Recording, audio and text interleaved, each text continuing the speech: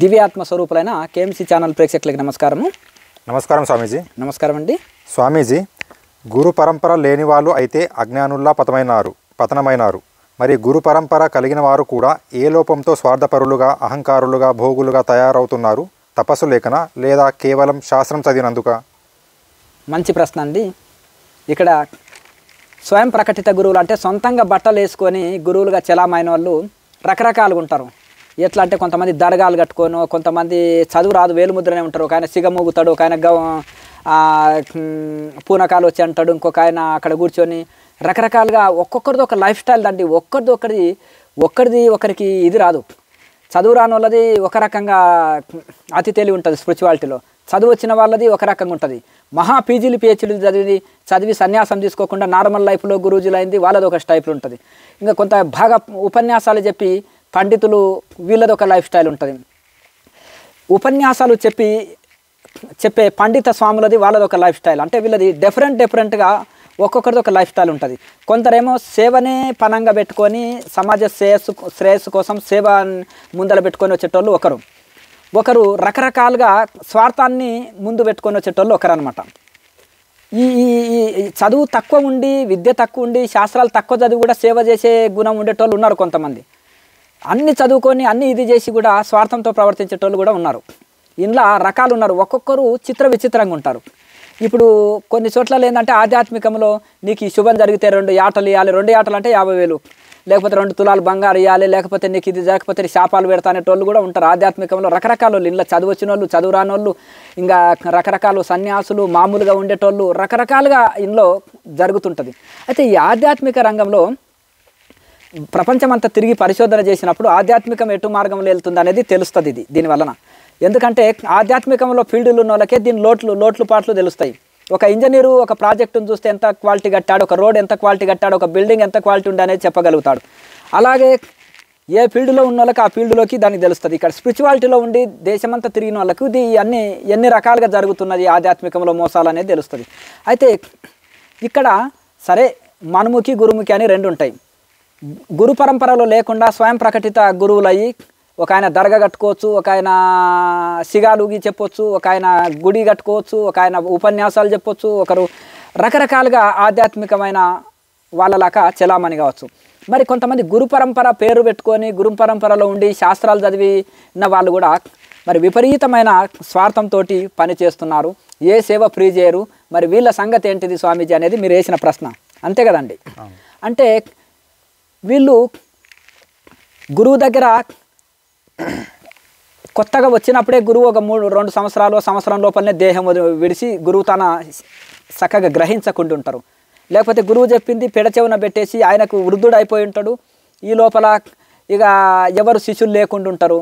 ఇంకా ఏం చేసేస్తాం చెప్పండి, ఎవరు లేని దానికి ఎవడో ఒకడు ఉండనులే అన్నట్టుగా వదిలిపెట్టుంటారు. ఇంకా వృద్ధాప్యంలో ఒక శిష్యుని తెచ్చి పెట్టుకోలేకపోతారు. ఇంకా వాళ్ళు వయసు అయిపోయింది, ఇక వాడి కర్మలే అని వదిలేస్తారు. అట్లా ఈ లోపల ఇతను ఏం గ్రహించకుండా ఉంటాడు ఒకటి. ఇంకా అదే స్వార్థంతో వచ్చి గురువు దగ్గర చేరి ఉంటాడు. ఏదో పీఠాధిపతి అయితేనో తర్వాత ఇది అదే అని అట్లా చేరే వాళ్ళు కూడా ఉంటారు. గురువు వయసు అయిపోయింది, కొత్త వాడిని తెచ్చుకోలేకపోతాడు. అలాగే ఇంకొకటి, అంత త్యాగజీవి అయితే మళ్ళీ గురువులాగా ఏదో అడవిలో పోయి తపస్సు చేస్తాడు, మళ్ళీ ఇక్కడ సేవకుడిగా ఉండలేడు కదా వాడు. అందుకని మలయాళ స్వామి ఇదే విషయం అంటాడు, వాళ్ళలో అంత త్యాగం ఉంటే నాలాకే వెళ్ళి ఏదో గుహలో తపస్సు చేసుకుంటూ కూర్చుంటారు, కానీ మళ్ళీ ఇక్కడ వచ్చేసి నా కాడ సేవకుడిగా ఎందుకు పడి ఉంటాడు? అంత సమత్వం ఉంటే అతను వాళ్ళ శిష్యుల దగ్గర కొంతమందిని సరిగా భోజనాలు పెడతలేరనో, సరిగా వాళ్ళని చూసుకుంటలేరనో, స్వార్థంతో ప్రవర్తిస్తున్నాడు అని ఆడ సేవకుల గురించి కంప్లైంట్ చేస్తే మలయాళ స్వామి చెప్పేవారు ఇట్లే, అంత త్యాగజీవి ఉంటే నాలాక తపస్సు చేసుకుంటాడు, నా దగ్గర జీతగాడిగా ఉండడం పరిస్థితి ఏముంది? అతనికి సేవకుడిగా ఉండవలసిన అవసరమే ఉంది. త్యాగజీవి తపస్సంపన్న అది వైరాగ్యపరుడు స్వేచ్ఛజీవి ఎక్కడో ఒక దగ్గర తపస్సు చేసుకుంటాడు, ఒక దగ్గర జైన్ అయ్యి సేవకుడు ఉండడు కదా అని అంటాడు.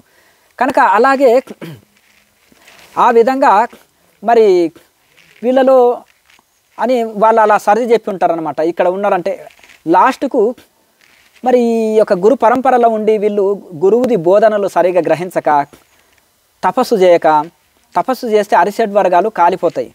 మరి ఆ కాలిపోయి ఈ యొక్క స్వార్థంతో ప్రవర్తించరు కనుక ఇవన్నీ తపస్సు చేయరు, స్వార్థం పోదు కనుక వీళ్ళు స్వార్థంతో ప్రవర్తిస్తున్నారు.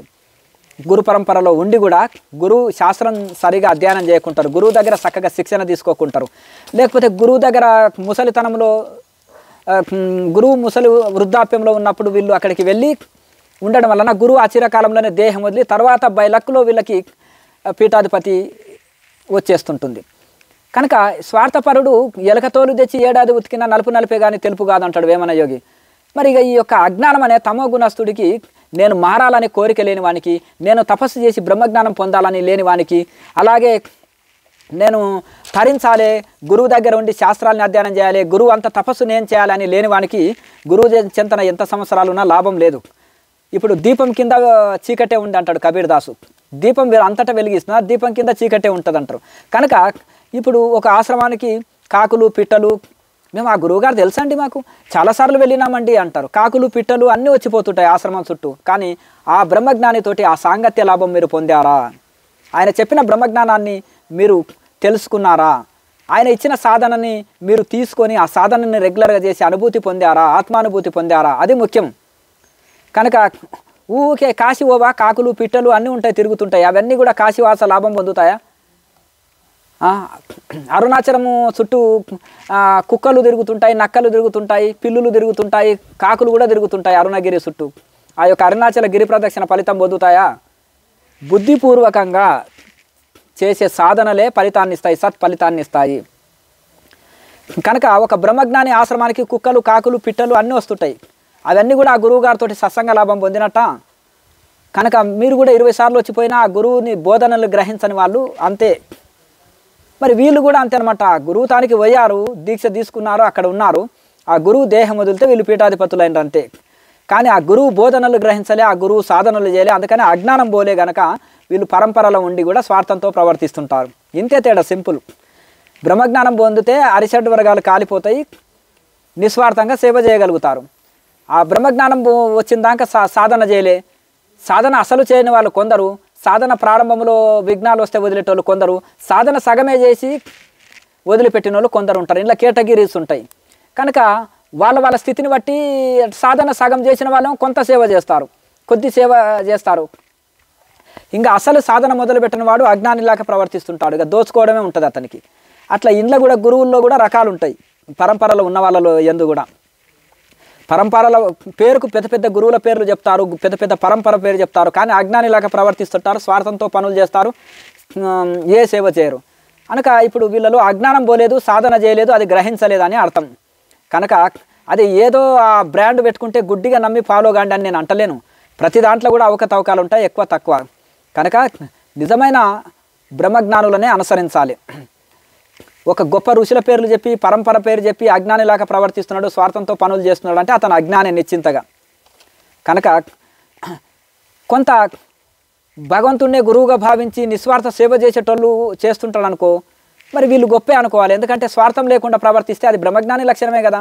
తీపి ఉంది అంటే అది ఒక పంచదారనే కదా, చేదు ఉంది అంటే అది చేదు ఉంది అంటే అది ఒక పంచదార కాదని కదా.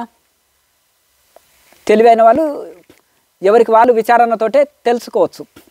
నెక్స్ట్, స్వామీజీ, మీరు ఇంటర్వ్యూ నిజమైన యోగులను మాటలనే చేస్తారు. మీరు ఇంటర్వ్యూ చేసిన వారు తర్వాత సరైన వారు కారు అని తెలిస్తే వైరల్ అయిన వీడియోలైనా డిలీట్ చేస్తారు కదా. మిగతా ఛానల్స్ అలా ఎందుకు చేయరు? కారణం ఏమి? వాడికి వ్యూస్ పోతాయనో లేకపోతే ఇంకా సంథింగ్ ఏదేదో ఉంటుంది. సరే, మన దగ్గర నటన చేసి ఏదన్నా మళ్ళీ వెనక తేడా పనులు జరిగినాయనుకో, మన ఇంటర్వ్యూలో ఎవరిది జరగలే, అట్లా ఒక్కరిది మాత్రం జరిగింది, తీసేసినాం వాళ్ళది. ఎందుకంటే కొంతమంది ఎందుకంటే తాంత్రికం చేస్తారనో లేకపోతే కొంతమందికి వాళ్ళు కొంత ఇది చేస్తున్నారని తేలింది. తర్వాత అటువంటి వాళ్ళని మనం ఇలా చేయకూడదు, తప్పు ఎందుకని మనం చేసేస్తాం. అయితే వీళ్ళు దగ్గర సరే వీళ్ళ దాంట్లలో ఎవరన్నా విపరీత సమాజానికి నష్టం చేసినా వాళ్ళు అట్లే ఉంచుతారు. వాళ్ళు లోకం ఎటుపోతే వాళ్ళకు సంబంధం లేదు కదా.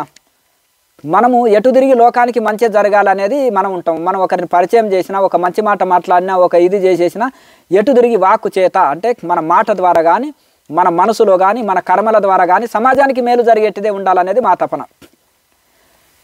అట్లా కనుక అదే మనం ఒక అర్హత లేని వ్యక్తి వలన పరిచయం చేసి అయినా కానీ వాళ్ళ వలన ఏదన్నా నష్టం జరిగినా మళ్ళీ వెంటనే తీసి పడేసేసి అటువంటి వాళ్ళకి మనము సపోర్ట్ ఇవ్వము, అటువంటి వాళ్ళని మేము వెనకేసుకొని రాము. తప్పు తప్పే, ఒప్పు ఒప్పే, సత్యాన్ని సత్యంగా బోధిస్తాం అంతే. అట్లా ఏదో మనం పరిచయం చేసినాం తర్వాత పొగుడదాం అనేది ఉండదు మనకు. తప్పు తప్పే కనుక సత్యము సత్యమే ఎప్పటికైనా. తనువాడు కానీ మనవాడు కానీ. మనం ఇంటర్వ్యూ చేసినామని అతను ఏది చేసినా రైటే అని అంటామా? లేదు కదా. అది వెనకేసుకొస్తామా ఏంటిది? తప్పు తప్పే. సరే అయ్యా మంచిగానే ఉండే, కొద్దిగా ఏదో బుద్ధిమంతుడే కదా అనుకున్నాం, మళ్ళీ తర్వాత ఇట్లా ప్రవర్తిస్తున్నాడు అని తీసేస్తాం. అటువంటి వీడియోలు ఉంచాం మనం. అట్లా సమాజానికి నష్టం చేసే వాళ్ళని ఇంటర్వ్యూ చేసి అది తీసేస్తాం. అటువంటి వాళ్ళని మనం చేయము. బై మిస్టేక్లో ఏదన్నా జరిగినా కానీ అటువంటి ఉంచాం మనం. ఇప్పుడు గతంలో కూడా ఒకటి తీసేసినాను, నా దృష్టికి వచ్చింది కనుక ఇంతవరకు అటువంటి వాళ్ళని మనం చేయలే. మనం ఇంచుమించు కొంత సాత్విక గుణం ఉన్న వాళ్ళని, మంచి వాళ్ళని చేస్తాము. అట్లా అందుకనే కనుక ఆ విధంగా వాళ్ళ స్థాయిలో ఉంటారు. కొంతమంది సాధన కొంత ప్రారంభంలో ఉన్న ఉత్తమ గుణాలు ఉంటాయి, సమాజ సేవకులై ఉంటారు. కొంతమంది సాధనలో మధ్యస్థితిలో ఉంటారు. కొంతమంది సాధనలో పరిపూర్ణులై హై స్టేజ్లో ఉండే వాళ్ళు కూడా ఉంటారు. అన్ని రకాల వాళ్ళు ఉంటాయి ఇందులో. మరి చూస్తేనే నేను లేని గొప్పలు చెప్పాం కదా. నిరాహార యోగి ఉన్నాడు అనుకో, నిరాహార యోగి ఉంటే నిరాహార యోగి అనే చెప్తాము. మహాసిద్ధ పురుషుడు ఉన్నాడు అనుకో, గొప్పనే చెప్తాం. ఇప్పుడు మనము ఈయన యమునోత్రులో ఉండే మౌని బాబా ఉన్నాడు, ఆయనకు 127 సంవత్సరాలు 126 సంవత్సరాలు. జగమెరిగిన సత్యం ఇది. ప్రతి ఒక్కరు ఏదో 70-80 ఏళ్ళని తీసుకొచ్చి 100వ సంవత్సరాలని చెప్పం కదా మనం. అట్లా కనుక ఈ విధంగా మనము ఉన్నది ఉన్నట్టే చెప్తాము. అక్కడ లోకల్ వాళ్ళని అడిగినా అదే చెప్తారు, ఆయన నిరాహార యోగి, మౌన యోగి అని. అట్లా వాళ్ళలో ఏ ప్రత్యేకత ఉందో దాన్నే హైలైట్ చేస్తాం, దాన్నే ఉన్నది ఉన్నట్టు చెప్పడమే మా డ్యూటీ. నిరాహారే చెప్పొచ్చు. అగ్నిలో ధ్యానం చేస్తాడా, అగ్నిలో ధ్యానం అని చెప్పొచ్చు. నీళ్ళలో ధ్యానం చేస్తాడా, నీళ్ళలో ధ్యానం చేస్తాడని చెప్తాం. ఆడిపోతే కూడా ఆయన నీటి అడుగు భాగంలో కూడా తపస్సు చేస్తాడు. ఇప్పుడు గగనగిరి మహారాజు ఉన్నాడు, నీటి అడుగు భాగంలో తపస్సు చేస్తాడు 6 months. అది జగమెరిగిన సత్యం. అది ఎప్పుడో పుస్తకాల్లో కూడా రాసినాను. కనుక మేము ఇంటర్వ్యూ చేసి పుస్తకంలో రాసినప్పుడు మహనీయులు కొంతమంది సమాధి అయ్యారు, ఇప్పుడు లేరు. కొంతమంది అవధూతలు ఒక చోట ఉండరు, స్థలాలు మారుతుంటారు. అలా కొంతమంది కెమెరా ముందల వీడియోలు తీసి ఇంటర్వ్యూలు ఇవ్వరు. కొంతమంది రహస్యంగా వస్తావా మాట్లాడు, నలుగురిని తీసుకపోతే నాకు కూడా దర్శనం ఇవ్వరు వాళ్ళు. కొంతమంది నువ్వు సింగిల్గా రా, వచ్చి దర్శనం చేసుకో అంటారు అంతే. నలుగురు తీసుకపోతే నాకు కూడా దర్శనం ఇవ్వరు. అట్లనే సింగిల్గా వెళ్ళినా కానీ వీడియోలు తీయనియరు. కొంతమంది ఇంటర్వ్యూ ఈ చుట్టకి ఇష్టపడరు, మామూలుగా వచ్చి మాట్లాడు ఓకే. అట్లా కొంతమంది మౌనంలో ఉంటారు, కొంతమంది నిరాహార యోగులే, ఇంకా రకరకాల మహనీయులు ఉన్నారు. అందులో ఏదన్నా పొరపాటున అర్హత లేని వాళ్ళది ఏదన్నా తీసినా నేను తీసేస్తాను అటువంటి వాళ్ళని. ఎందుకంటే ఒప్పుకోను, నేను సత్యాన్నే ఒప్పుకుంటాను, అసత్యాన్ని ఒప్పుకోను. ఋషి మార్గంలోనే ఉండాలి, కరెక్ట్గా ఋషి శాస్త్ర ప్రకారమే బోధించాలి. అదే ప్రకారంగా ఉంటేనే నేను ఒప్పుకుంటాను, లేకపోతే ఒప్పుకోను. నెక్స్ట్, స్వామీజీ, సరైన గురువులనే పరిచయం చేయాలనే మీ సంకల్పం. బుక్స్ ద్వారా, ఛానల్ ద్వారా ఎందరో ఋషులను పరిచయం చేశారు.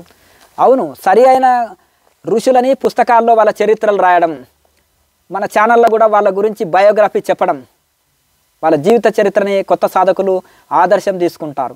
అలాగే అటువంటి వాళ్ళనే ఇంటర్వ్యూ చేస్తే అటువంటి వాళ్ళని ఆదర్శం తీసుకుంటారు. అటువంటి వాళ్ళతోటి చెప్పిస్తే మంచిది అని అట్లా ఎటు తిరిగి పుస్తకాలు రాసినా కానీ, పుస్తకాలు చదివినా, పుస్తకాలని బోధించినా, సరి అయిన పుస్తకాలనే ఉపనిషత్తులు లాంటివే పరిచయం చేయాలి, అవే చదవమని చెప్పాలి. పుస్తకాలు రాసిన ఉపనిషత్తు ప్రకారంగానే ఉండాలి. అలాగే ఈ యొక్క శాస్త్ర ప్రకారంగానే ఉండాలి. దాని ప్రకారంగానే మనము బోధించాలి. అలాగే పరిచయం చేసిన ఒక మంచి ఋషి పరంపరలో ఉన్న వాళ్ళని, లేదా మంచి తపస్సంపన్నులైన వాళ్ళని, నిజాయితీతో కూడిన వాళ్ళని, సత్యంగా జీవించే వాళ్ళని, అటువంటి వాళ్ళని మనం పరిచయం చేస్తే మంచిది. సమాజానికి మేలు జరుగుతుంది. ఏది చేసినా సమాజానికి మేలు చేసే వ్యక్తులని, మేలు జరిగేదే చెప్పాలి. మరి మన సాధకులు ఉన్నారు, మిగతా ఛానల్ వాళ్ళు అబద్ధాలు చెప్పండి అని ప్రిపేర్ చేసి కూడా చెప్పిస్తారు. ఒకవేళ ఎదుటి వ్యక్తి అబద్ధాలు చెప్పినా ఆమోదిస్తారు, చప్పట్లు కొట్టిస్తారు. అదే మనం ఒప్పుకోము, తెలుసు స్వామి ఒప్పుకోరని అబద్ధాలు పలకనికి కూడా సాహసించారు. ఇక్కడ మన క్రియా సాధకులు ఉన్నారు, 100కు 100 నన్ను ఇన్స్పైర్ అవుతారు. నన్ను ఎందుకు ఆహార నియమాలు కానీ, వ్యవహారంలో కానీ, అందుకనే ఎక్కువ రిజల్ట్ పొందుతున్నారు. యథా గురు తథా శిష్య, యథా రాజా తథా ప్రజ.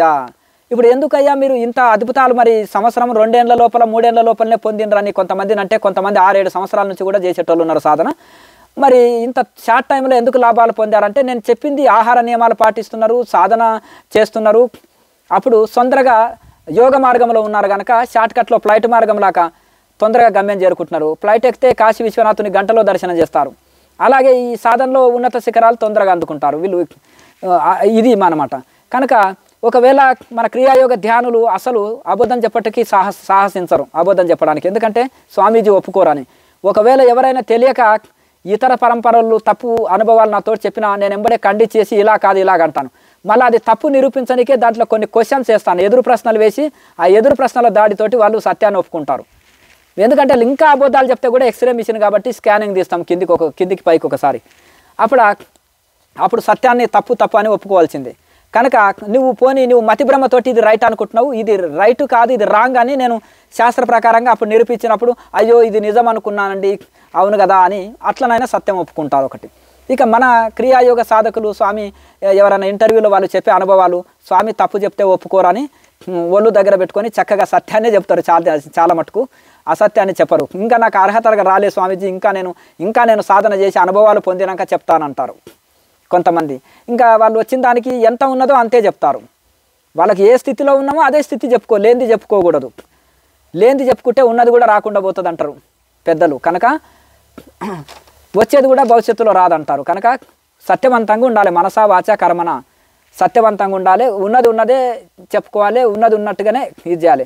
మహాత్ములు ఎవరయ్యా అంటే మనస్సేకం వచస్సేకం కర్మనేకం మహాత్మన. మనసు వాక్కు కర్మ మూడు ఒకే స్థితిలో నడిపించే వాళ్ళే మహానుభావులు. ఏది చెప్తున్నారో అదే చేస్తారు, ఏది చేస్తారో అదే చెప్తారు. కనుక మనసులో ఒకటే, మాటలు ఒకటే, చేతలు ఒకటే. అజ్ఞానికి మనసులో ఒకటి ఉంటుంది, మాట ఒకటి ఉంటుంది, చేత ఇంకొకటి ఉంటుంది.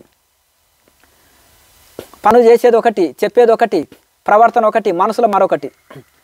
అట్లా మనసుకు మాటకు చేతకు ఇది ఉండదు అనమాట, వేషగుణం అనమాట. ఒకరితో చాటింగ్ చేస్తుంది, ఒకరితో మాట్లాడుతుంటుంది, ఇంకోటి కన్ను గీకుతుంటుంది, ఏమంటారు వేష అంటారు కదా. అట్లా మళ్ళా ఆ విధంగా ఆ వేషగుణాన్ని వదిలేసేసి మనకు మనసు మాట కర్మ మూడు ఒకటే ఉంచుకోవాలి. కనుక అప్పుడే మనం ఈ ఆధ్యాత్మిక జీవితంలో వచ్చింది ఎందుకు? నటన కోసమా, డ్రామా కోసమా? సత్యవంతంగా జీవించాలి. మనసు మాట కర్మ మూడు ఒకటే ఉంచుకోవాలి. వాళ్ళు చరిత్రలో నిలిచిపోతారు, చిరకాలం ఉంటున్నారు. మహనీయులను ఎందుకు ఫోటోలు పెట్టుకొని పూజించుకొని గౌరవంగా ఇప్పటికీ చెప్పుకుంటున్నాం. వాళ్ళు మనసా వాచ కర్మన త్రికరణ శుద్ధితోటి జీవించి వాళ్ళు ఒక ఆదర్శాన్ని చూపెట్టిపోయారు. శాస్త్ర ప్రకారం జీవించారు, తపస్సులు చేశారు, సేవ చేశారు. మనసు మాట కర్మ మూడు ఒకే రకంగా ప్రవర్తించిపోయారు. కనుక వాళ్ళ జీవితాలే చరిత్ర, ఒక హిస్టరీ. వాళ్ళ జీవనమే ఒక ఆదర్శం, ఒక మహనీయులు. మరి అందుకనే వాళ్ళు చిరకాలం ఉంటారు. ఈ డ్రామా చేసే వాళ్ళది 4 రోజులు కూడా నిలవదు ఎవరైనా కానీ. కనుక మనసు మాట కర్మ మూడు ఒకే రకంగా ఉంచుకోవాలి ఎవరైనా. నెక్స్ట్ స్వామీజీ, ఒకరిద్దరు మాతలు స్వాములు తప్ప అందరూ గొప్పవారని పరిచయం చేశారు. మీరు పరిచయం చేసిన వారు ఫేమస్ అయ్యాక వారి బుద్ధి మారినా లేదా వారి రహస్య భోగ జీవితం బయటపడ్డా మీరు వీడియో డిలీట్ చేయడం లేదా వారు కరెక్ట్ ఆధ్యాత్మిక గురువు కారని మీరు చెప్పేస్తారు. సమాజానికి నష్టం కలగకుండా, లేదంటే సాధకులు నష్టపోతారు. మిగతా ఛానల్స్ వారు అలా చేయరు ఎందుకు? చేయరు. వాళ్ళకి తెలియదు, అజ్ఞానంలో ఉంటారు కనుక మరి వాళ్ళకి తెలియదు. ఒకరి కరెక్ట్ వాళ్ళని గుర్తుపట్టకుండా ఒకవేళ తెలియక వాళ్ళని ఫేమస్ చేసినా ఏమైనా వాళ్ళ వల్ల ఏమైనా పొరపాటు జరిగినా మళ్ళీ వెనకేసుకొస్తారు తప్ప అది తప్పని చెప్పరు. అది తప్పే అంటాను నేను. కనుక నేను ఒప్పుకోను అనమాట. కనుక ఆ విధంగా ఈ విధంగా మంచి వాళ్ళనే పరిచయం చేస్తాము. అనుకోకుండా ఏదన్నా ఒకరితోటి ఏదన్నా మిస్టేక్ జరిగినా మళ్ళీ దాన్ని వీడియో తీసేయడమో లేకపోతే మళ్ళీ ఇంకా ఎక్కువ ఇది చేసేస్తే ఇటువంటి వాళ్ళని నమ్మకూడదని కూడా నేను చెప్పేస్తాను. ఎందుకంటే సమాజానికి మేలు చేసేది ఉండాలి, కీడు చేసేది ఏదైనా సరే మనం ప్రలోభపడొద్దు, దానికి ప్రతిఫలం కోరొద్దు. అది సత్యము బోధించినప్పుడే సమాజానికి ఎక్కువ మేలు పొందుతాము, ఆ మేలు చేయగలుగుతాము. అది ఒకటి ఏంటంటే 100 అబద్ధాలు ఆడేవాడు ఒక సత్యం పలికినా ఎవడు నమ్మడు. 100 సత్యాలు పలికే వాళ్ళు తెలియక అనుకోకుండా ఏదన్నా వాళ్ళ నోటికుంటే అపశబ్దం వచ్చినా అది నిజమే అనుకుంటారు, అంత ప్రభావం ఉంటుంది. ఇప్పుడు అశ్వత్థామ హత కుంజరహ అన్నప్పుడు అశ్వత్థామ చనిపోయాడు ఏనుగు అన్నాడు. అంటే అశ్వత్థామ అనే పేరు గల వారు చనిపోయారు అని చిన్నగా ఏనుగు అన్నాడు. అంటే చిన్నగా ఏనుగు అనేది ఆయన కినిపించకుండా గునుక్కున్నాడు, పెదవులు అన్నాడు. అశ్వత్థామ హతః అనేది గట్టిగా అన్నాడు. అంటే అయ్యో నాకు ఒక్కగానొక కుమారుడు అశ్వత్థాముడు, నా కొడుకు కుమారుడు అంటే చాలా మోహం, ఒక్కొక్కరికి ఒక సెంటిమెంట్ ఉంటుంది కదా. ద్రోణాచార్యుల వారికి కూడా కుమారుడు అంటే మహా విపరీతమైన ప్రేమ. అయ్యో ఒక్కగానొక కొడుకు, నా కొడుకు చనిపోయాడే అని ఆ బాణాలు కిందికి పడేస్తాడు. అట్లా అక్కడ ఈయన అశ్వత్థామ హతః అనేది కానీ కుంజరహ అని చిన్నగా అన్నాడు. చిన్నగా అన్నది ఏనుగు చనిపోయింది, అశ్వత్థామ అనే ఏనుగు, కానీ అది అశ్వత్థామ చచ్చిపోయిందని పెద్దగాని కుంజరహ అనేది ఏనుగు అనేది చిన్నగా అన్నాడు. ఇంకొకటి అతని భావనలో సత్యమే పలుకుతున్నా అని తెలుసు, కానీ అయ్యో దీని వలన ఒకరికి కీడు జరుగుతుందా అనేది అతను మనసులో కొంత భావిస్తాడు. అయితే దాని వలన ఈయన ఎప్పుడు సత్యమే పలకేవాడు కాబట్టి ఒకటి ఇది దొరికినా కానీ సత్యమే అనుకున్నారు. చూడండి, అంటే సత్యానికి ఉండే ప్రభావం ఎటువంటిది చూడండి. కనుక ఇప్పుడు మీద ఏదో అసత్యం పలుకుతే కూడా మమ్మల్ని నమ్మేస్తున్నారని అనుకుంటారు. వందల అబద్ధాలు ఆడేటోళ్ళకి ఒకనాడు వాళ్ళు సత్యం చెప్పినా నమ్మని స్థితికి, దీన స్థితికి చేరుకుంటారు. కనుక సత్యవంతంగా ఆధ్యాత్మికంలోకి వచ్చినాక ఇది భౌతిక రంగం కాదు కదా, ఆధ్యాత్మిక రంగంలో ఉన్న ఆధ్యాత్మిక ఛానల్స్ కానీ, ఆధ్యాత్మికమైన గురూజులు కానీ, ఆధ్యాత్మికమైన ప్రవచనకర్తలు కానీ, ఆధ్యాత్మికమైన మాస్టర్సు, గురూజీలు, స్వామీజీలు ఎవరైనా ఉండని సత్యవంతమైన జీవితం ఉండి సత్యాన్నే బోధించాలి. అసత్యవాదులని ఫేమస్ చేయొద్దు. సత్యవంతులని పైకి లేపాలి, సత్యవంతులని గురించి ప్రచారం చేయాలి, సత్యవంతులని పైకి లేపాలి, సత్యమైన ఋషులని పైకి లేపాలి, సత్యమైన శాస్త్రాలని పరిచయం చేయాలి. సత్యాన్ని ఎక్కువ మనం ముందుకు తీసుకెళ్ళాలి, అసత్యానికి కాదు మనం ప్రచారం చేసేది. కనుక సత్యవంతమైన జీవితం ఉండి సమాజానికి అందరూ కలిస్తేనే, రెండు చేతులు కొలిస్తేనే తప్పట్లు వస్తాయి. చప్పట్లు ఒక్క వేలతోటి చప్పట్లు కొట్టడానికి రాదు. కనుక ఈ సత్యాన్ని ప్రచారం చేసి సత్యమని అసత్యాన్ని ప్రచారం చేయకూడదు. కనుక సత్యాన్నే ఏది చేస్తే సాధకుడు బాగుపడతాడు, ఏ శాస్త్రం చదవాలి, ఏ ఋషిని అనుసరించాలి, ఏది శ్రేయదాయకము, మరి ఏది చేస్తే నష్టపోతాము, ఏది చేయకూడదు, ఏది తినకూడదు. పథ్యం అంటారు కదా, డాక్టర్ ఇది తినకూడదు అంటాడు, అది పథ్యము. కనుక ఏది తినకూడదు, ఏది ఆలోచించకూడదు, ఏది చదవకూడదు, ఏది వినకూడదు, దేని ఫాలో కావద్దు అనేది కూడా తెలుసుకోవాలి సాధకుడు అనేవాడు. అప్పుడే మరి నష్టపోము. మరి ఏది తెలుసుకోవాలి, ఏది తినాలి, ఏమి మాట్లాడాలి, ఏమి చదవాలి, ఏ ఋషిని ఫాలో కావాలి, ఏ సాధన చేయాలి, ఏది చేస్తే నేను ఈ జన్మలే తొందరగా తరిస్తాను అనేది కూడా తెలుసుకోవాలి. ఒకటి తెలుసుకొని ఇది వదిలిపెట్టేది తెలుసుకోవాలి, పట్టుకొని సాధన చేసేది తెలుసుకోవాలి, రెండింటికి తెలుసుకోవాలి. తెలుసుకొని అశాస్త్రీయ పద్ధతిని వదిలి శాస్త్రీయ పద్ధతిలో సాధకుడు వెళ్తే తరిస్తాడు. నెక్స్ట్, స్వామీజీ, సాధువులు పెద్ద గుళ్ళు కట్టడంలో, బంగారు గుళ్ళు, బంగారు విగ్రహాలు పెట్టడంలో నిమగ్నం అయ్యారు. సమాజానికి ఏది అవసరం? దీంతో లాభం ఏమి?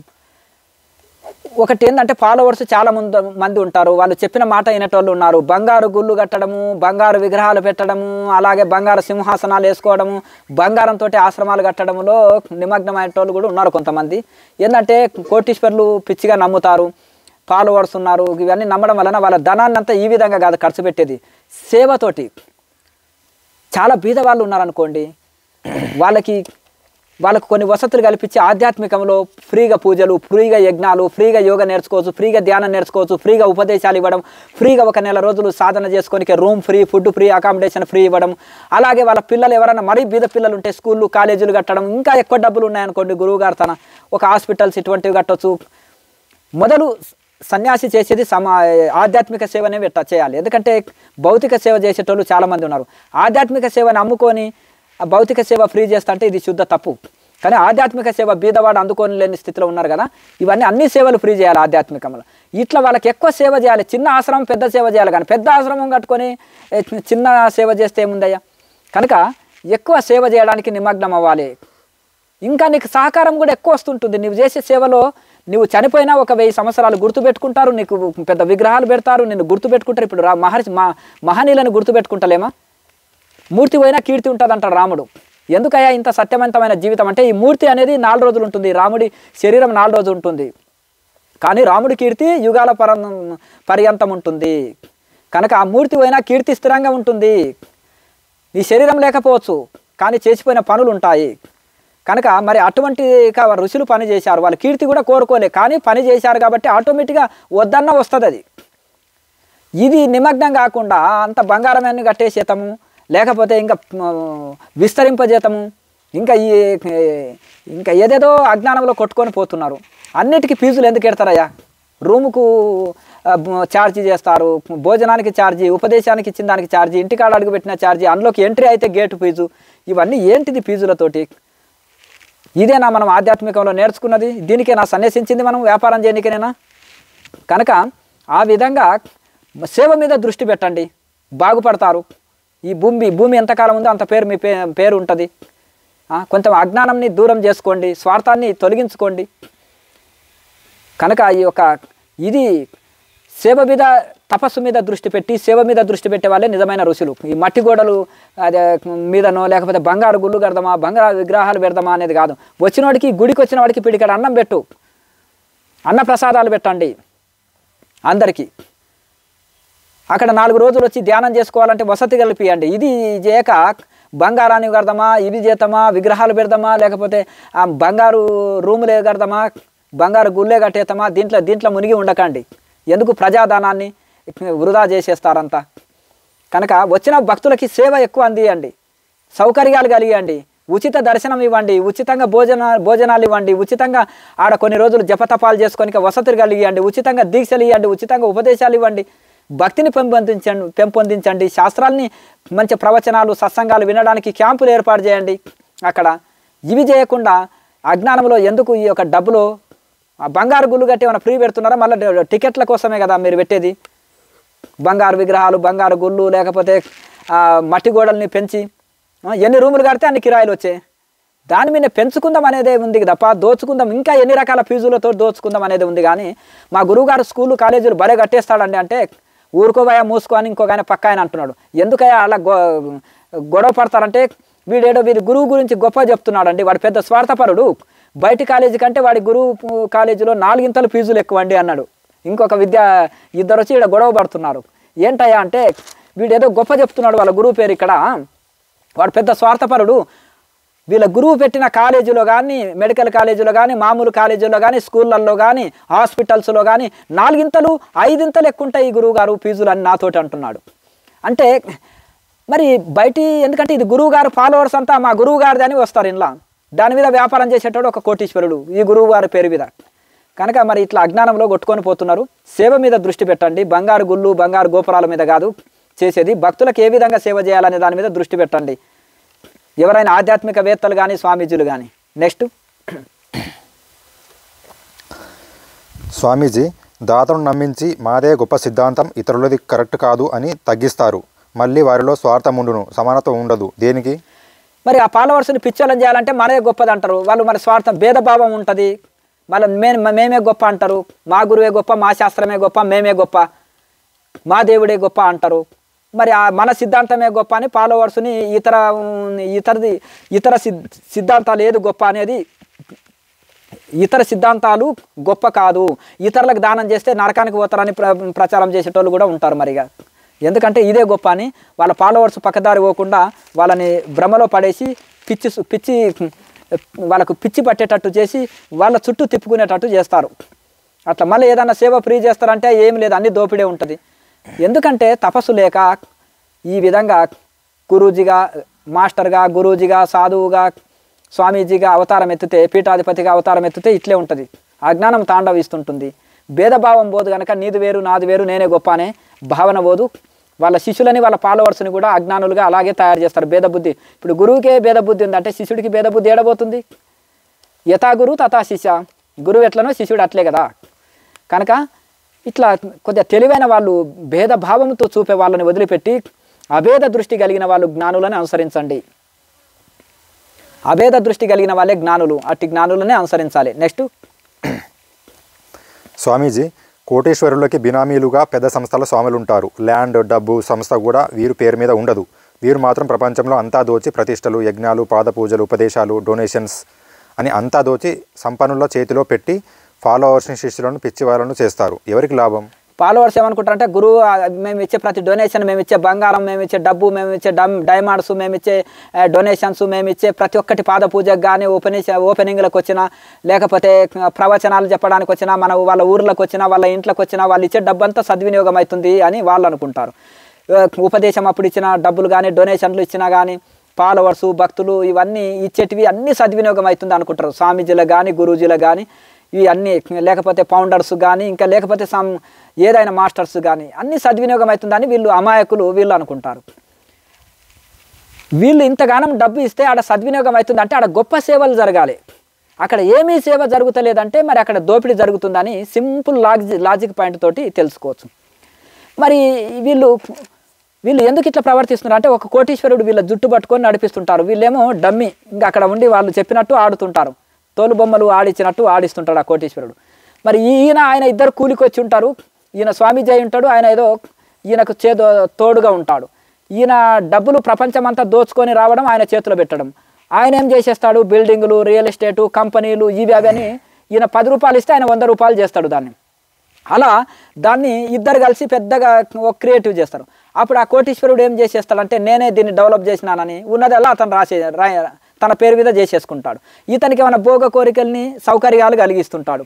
ఆ సంపన్నుడు ఈయనకు కావాల్సిన సౌకర్యాలు కలిగిస్తుంటాడు. నువ్వు ఎంజాయ్ చేసుకో, లెక్క మాత్రం అడగక అంటాడు. లెక్క అడిగితే బయటికి వెళ్ళు, నీ పేరు మీద ఏం లేదు, అంత నా పేరు వినే ఉంది అంటాడు. నీవు గౌరవం దేవుడు అనిపిస్తున్నాను, గురువు అనిపిస్తున్నాను, పాద పూజలు చేయిస్తున్నాను, నిన్ను దేవుడు అనిపిస్తున్నాను కదా, గౌరవం నీకు, నాకు ఆ గౌరవం ఏం అక్కర్లేదు, నన్ను కౌంటర్ కాడ ఉండి డబ్బులు లెక్క పెట్టుకుంటే చాలు అని అతను అనుకుంటాడు. ఇంకా ఇతనికి ల్యాండ్స్ ఆ కోటీశ్వరుడి పేరు వినే ఉంటాయి, చెక్ పవర్ అతనికే ఉంటాయి, సమస్తం అట్లే ఉంటాయి. ఈయన మాత్రం వాడు గుమస్తా అనమాట. ఇంటి ముందర కుక్క ఉంటుంది, ఆ కుక్క పేరు మీద ఏమైనా బ్యాంకు బ్యాలెన్స్ ఉంటుందా, లేకపోతే ఆ కుక్క పేరు మీద ఏమైనా ల్యాండ్స్ ఉంటాయా, ఇంకా అదే ఆ కుక్కతోటే సమానం. ఎందుకంటే ఇంటి ముందర ఉండే కుక్క ఏంది అంటే 4 బిస్కెట్లు వేస్తే తోక ఊపుకుంటుండాలి, ఎవరన్నా వస్తే బౌ అనాలి, ఇంటి కాపలు ఉండాలి అంతే. కనుక వాళ్ళకు ఒక కాపలు ఉండాలి. ఇంకా వాళ్ళ కోటీశ్వర్లైన ఇతర కోటీశ్వర్లు అందరికీ బినామీలుగా ఉండాలి. ఇక అనేక స్కూళ్ళు, కాలేజీలు ఇవన్నీ వాళ్ళు కట్టుకుంటే కూడా ఈయన పేర్ల మీద బినామీలుగా ఉండాలి, కంపెనీలకు బినామీలుగా ఉండాలి, ఆస్తులకు బినామీలు ఉండాలి. ఈ ట్రస్ట్ పేరు మీద ట్రస్ట్ల పేరు మీద, స్వామీజీల పేరు మీద ఉంటే ఏముంటుందంటే దీనికి ట్యాక్సీలు పడవు, అలాగే ఇవన్నీ ఎగ్జామ్షన్స్ వస్తాయి. ఈ విధంగా ఇట్లా బినామీలుగా వాళ్ళకి అవసరం ఉన్నప్పుడు ఇవ్వాలి. అట్లా ఈ విధంగా బినామీల పేర్ల మీద నడుస్తుంటాయి. కనుక ఇవన్నీ కూడా ఎందుకంటే వీళ్ళు అజ్ఞానంలో ఉండి కొన్ని భోగాలకు బానిసలు అయినందుకే వాళ్ళ చేతుల్లో బానిసలు అయిపోతారు ఈ స్వామీజీలు కూడా. ఇప్పుడు ఒక సన్యాసి అంటే అడవిలో సింహం లాంటి వాడు. సింహం అడవిలో రారాజులాగా ఉంటుంది, స్వేచ్ఛగా ఉంటుంది. కానీ నక్కల కింద, కుక్కల కింద జీతగాడలాగా పనిచేయదు. ఏది సింహం రారాజు. అలాగే ఒక సన్యాసి, ఒక అవధూత, ఒక బ్రహ్మజ్ఞాని అనేవాళ్ళు ఎటువంటి వాళ్ళు అంటే వీళ్ళు బందీగా జీవించలేరు, స్వేచ్ఛాజీవులు. కనుక ఈ సమాజంలో కూడా స్వేచ్ఛగా ఎవరు జీవిస్తున్నారంటే బ్రహ్మజ్ఞానులు జీవిస్తారు. అడవిలో సింహం ఎంత స్వేచ్ఛగా ఉంటుందో వీళ్ళు కూడా అడవిలో, గుహల్లో తపస్సు చేసుకుంటూ అంత స్వేచ్ఛగా ఉంటారు. సమాజంలోకి వచ్చేసిన సాధ్యమైనంత వరకు ఒకరు చేతిలో బందీ లేకుండా వాళ్ళు ఉండాలని కోరుకుంటారు. కనుక ఆ విధంగా ఇప్పుడు ఎవరైతే ఒకరి చేతుకుంటా బందీ అయ్యి సమాజంలో ఫాలోవర్స్ది, శిష్యులది డబ్బంతా దోచి ఒక కోటీశ్వరుడి చేతిలో పెట్టేసి ఆస్తులు కూడుస్తున్నాడంటే నిజంగా వాళ్ళు అజ్ఞానులే అయి ఉంటారు. కనుక మరి అటువంటి వాళ్ళకి ఇచ్చి వాళ్ళకు ఉపయోగపడతలేదు, సమాజానికి ఉపయోగపడట్లేదు అంటే మరి దానివల్ల నా ఫాలోవర్స్ కానీ శిష్యులు కానీ గ్రహించి మరి దీన్ని ఏ సేవకు ఉపయోగపడతలేదు, మేము ఇచ్చే డబ్బు సేవకు అని ఇచ్చినాము, సేవ జరుగుతలేదు అక్కడ, మా అంతటా మేమే సేవ చేసుకుంటామని సమాజానికి మీ అంతటా మీరే చేసుకోండి, లేకపోతే ఇంకా గొప్ప త్యాగజీవుల చేత నడిపే సంస్థలకు ఇస్తే సద్వినియోగం అవుతాయి. మరి ఈ భోగులకి స్వార్థపరుల చేతులు ఎందుకు పెట్టాలి? అందుకని వివేకవంతులు ఆలోచన చేయండి. స్వార్థంతో పని చేసేవాడు బ్రహ్మజ్ఞాని కాదు, అజ్ఞాని అంటారు. నిస్వార్థంతో పని చేసేవారు నిజమైన జ్ఞానులు. నెక్స్ట్, స్వామీజీ, స్వాములను గట్టిగా అడిగితే నా పేరు మీద ఏమీ లేదు, నేను త్యాగిని అంటారు.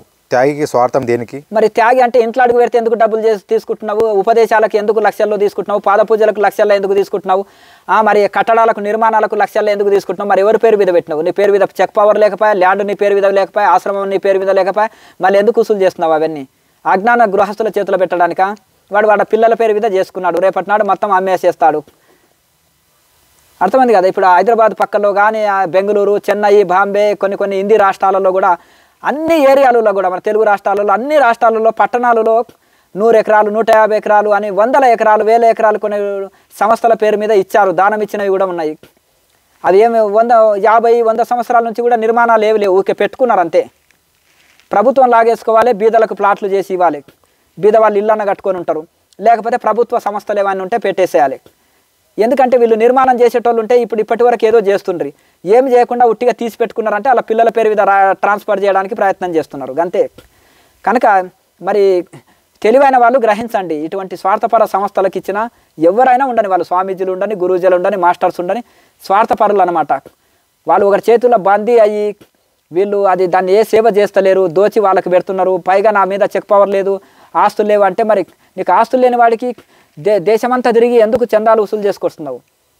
మరి నువ్వు సేవ చేస్తలేవు కదా, మరి ఎందుకు వసూలు చేస్తున్నావు? ప్రతి సేవకు ఎందుకు డబ్బులు తీసుకుంటున్నావు? ప్రతిదానికి డబ్బులు వసూలు చేస్తున్నావు, కనెక్ట్ చేస్తున్నావు. మళ్ళీ నా పేరు మీద ఏం లేదంటున్నావు. మరి నీ పేరు మీద ఎవరి పేరు మీద పెడుతున్నావు? మరి నీ పేరు మీద ఏది వద్దనుకొని ఫ్రీ సర్వీస్ చేయి. మరి ఫ్రీ సర్వీస్ చేస్తే అయిపోయి కదా. నీకు ఇంత గుడ్డ ఇవ్వదా ప్రపంచం? లేకపోతే ఇంత భోజనం పెట్టదా? ఇంకేం కావాలి? జానాడు పొట్టకి ఏం కావాలి? భార్య లేదు, పిల్లలు లేరు, సంసారం లేదు, బ్రహ్మచారివి, ఇంకేం మోహము? సన్యాసివి, ఇంకేం ఆశ?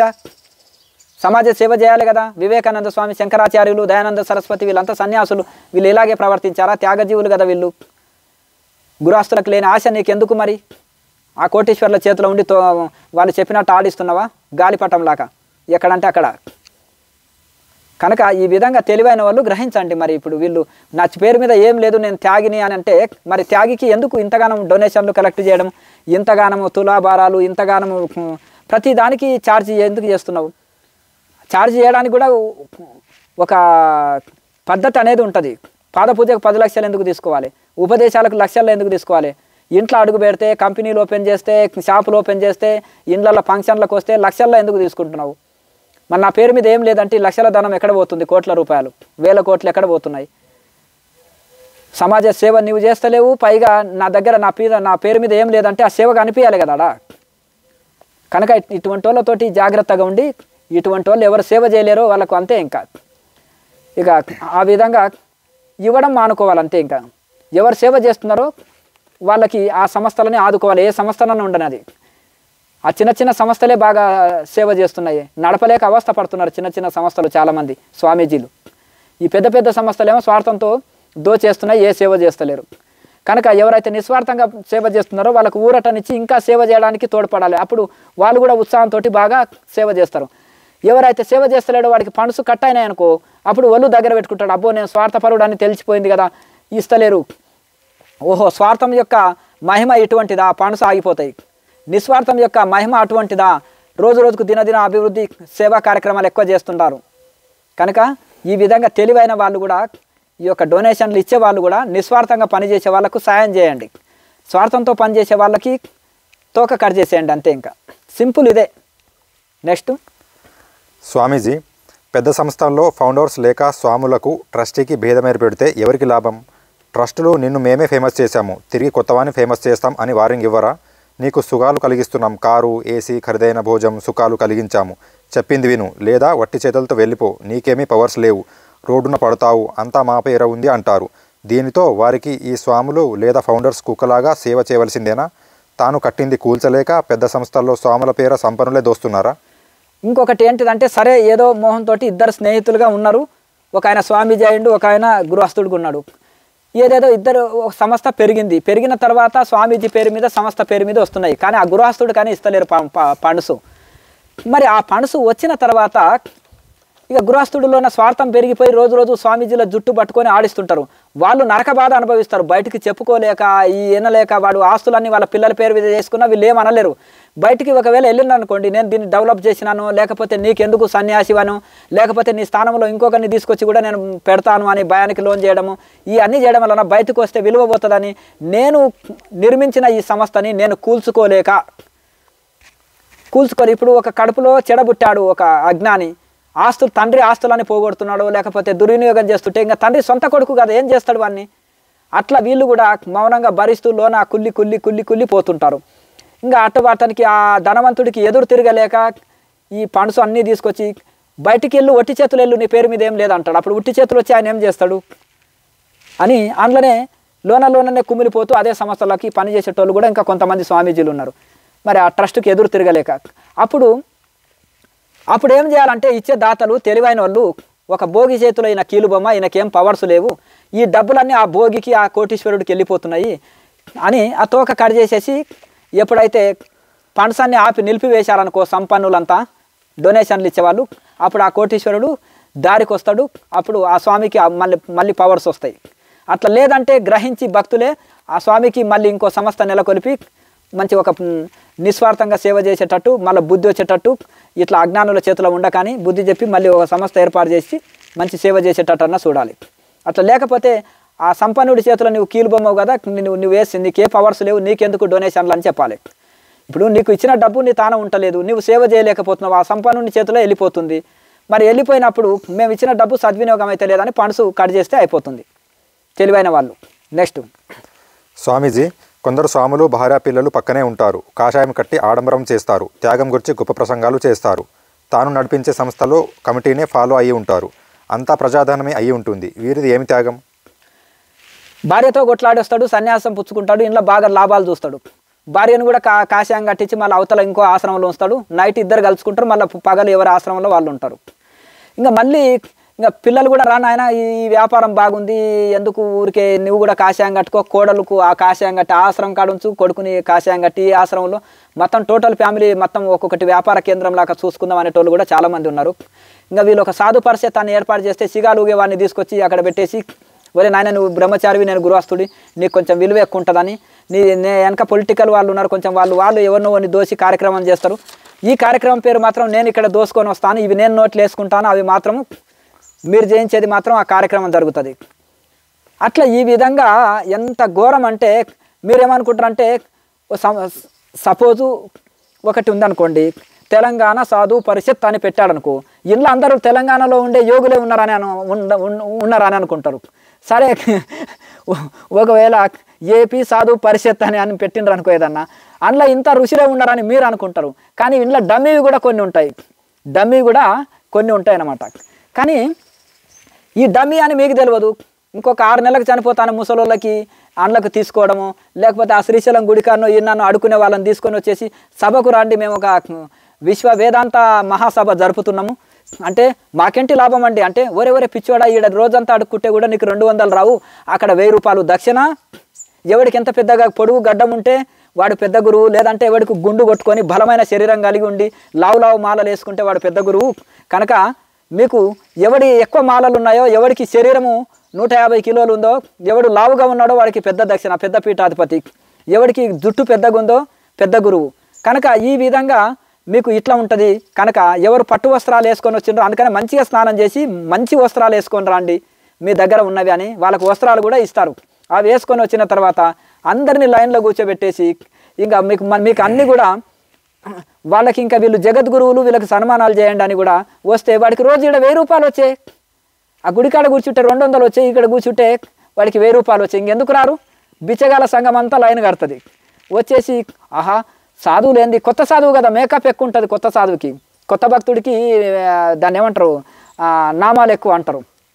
అలా బాబా ఈ సాధువుల సంఘం ఏముందండి, మిలమిల మెరిసిపోయే పట్టు వస్త్రాలు, పెద్ద పెద్ద తిలకాలు, ఇంత తలావు మాలలు భలే ఉందాయా అని ఇక్కడ ఇది చేస్తాడు. వీడు తలా 1000 రూపాయలు పెట్టిస్తాడు, శాలువలు కప్పిస్తాడు, ఇంకా బోండి నాయన అంటాడు బిచ్చగాల సంఘాన్ని.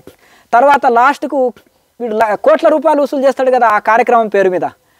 ఈ యొక్క మాయదారి గృహస్థుడు ఉంటాడు కాషాయం కట్టుకున్నవాడు, వీడి జోలిలో వేసుకుంటాడు. ఆ కార్యక్రమం చేసేవాడు ఏంటంటే ఒక అమాయకుడైన సిగాలు ఊగే ఒక బ్రహ్మచారిని పెట్టుంటాడు. అతని శిష్యులు కొద్దిగా పొలిటికల్ వాళ్ళు ఉంటారు. అతను పొలిటికల్ వాడు ఎవడు జోబులోకి వెళ్ళి పైసలు పెట్టి చేయడు. ఆ పెద్ద పెద్ద వ్యాపారులని కంపెనీలకు వెళ్ళి నేను పెద్ద కార్యక్రమం చేస్తున్నాను వసూలు చేసుకొని వచ్చేసి ఆ పేరు ఆయన చేయించే వసూలు చేసుకున్నది ఈ యొక్క గృహస్థ సాధువు. అట్లా ఈ విధంగా ఉంటాయి. సామాన్యులకి తెలియదు.